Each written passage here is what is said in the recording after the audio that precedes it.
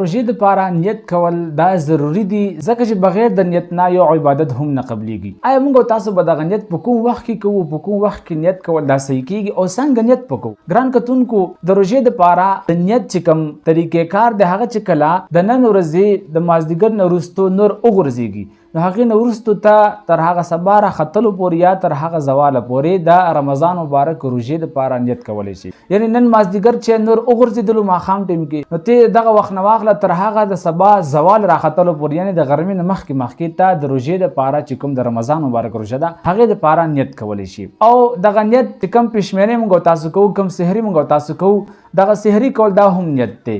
او نیت دا د زړه اراده ده، بس تا په زړه کې اراده راغله چې زه د رمضان مبارک روژه نیسم نو ستا لپاره دغه نیت کافي دی. او دغه نیت داسې نه چې یو انسان د ټولو روژو یعنې د 30 روژو یا د 29 روژو دغه روژې مبارکې میاشت بس په یو ورځ باندې نیت وکړي چې زما د دغه ټولو روژو نه نیت دی او بیا په نورو شپو باندې نیت نه کوي. نه، ته به د هرې روژې دپاره ځان له نیت کوي.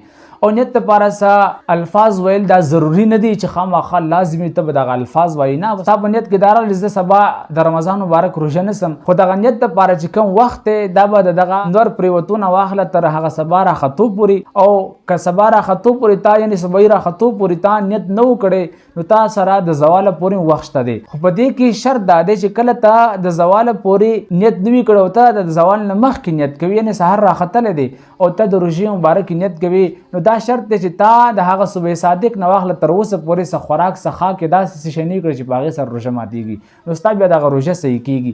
او دې دپاره چې کوم په عربۍ کې الفاظ ویل دي هغه نیت ویل دي دا یو مستحب عمل دی. که چا وکړو ښه خبره ده او که چا ونه کړو نو دغه روژهدار په روژه کې څه فرق نه پرېوځي.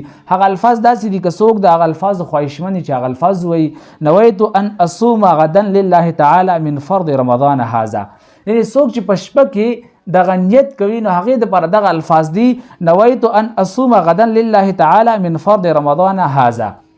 او که څوک دغه نیت بیا د سبا ختلو نه وروستو کوي یعنې د زوال نه مخکې دغه نیت یعنې په ورځ کې کوي نو هغه به داسې نیت کوي نویت ان اصوم هذا اليوم لله تعالی من فرض رمضان. نو دغه دوه قسم نیتونه دا مستحب دي. که چا د الفاظ ویل هغه چې ثواب وګټلو، که چا ونه ویل هغه انسان ګناهګارېږي نه، د هغه په روژه کې څه فرق نه رادرومي.